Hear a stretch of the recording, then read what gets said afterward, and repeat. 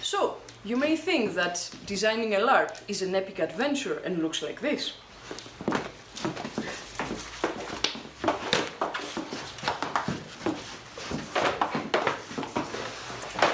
But in reality, it looks much more like this.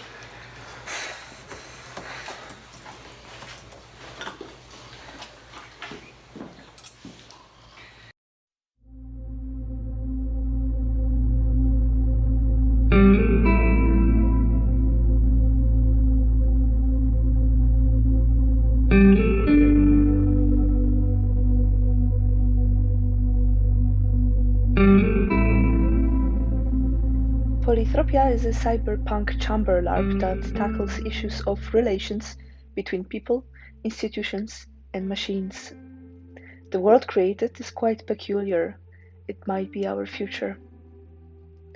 The scenario says it's December 2086 after the Fallout Wars. The world is beautifully described in the manual, so I highly recommend to read it all. I will give you a sample of it. The world is an easy place to live in, but there are no real alternatives. Dreams of space settlement ended with a disaster both on Moon and Mars. No further attempts were carried out for generations. The sun is rarely seen through the everlasting fallout. Trees are not growing anywhere except in laboratories. Big animals are extinct, leaving insects and rodents to populate the scorched globe. There are humans and androids in this world.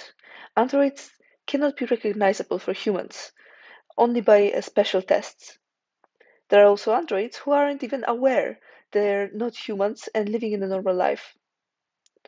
All of players are invited to the Archon's house to elect a new Archon that will rule the city for the next decade. The action in the LARP is a political game between different corporations, individuals, both humans and androids, seeking to fulfill their mission.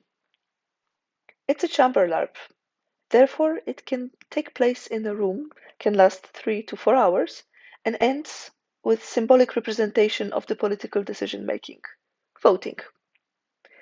The details of the scenario and mechanics please check out in the publication. You can also download the materials for the LARP from the webpage attached to it. QR code at the beginning of the respective chapter. Few hints on how to organize it.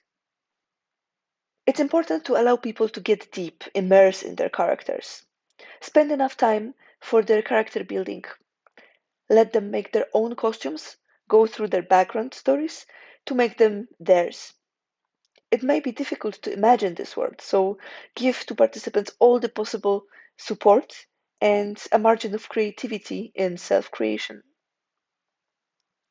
You will need 4 NPCs, non-playable characters.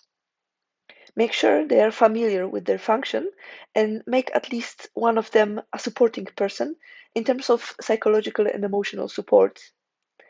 They are also responsible for making the game for participants.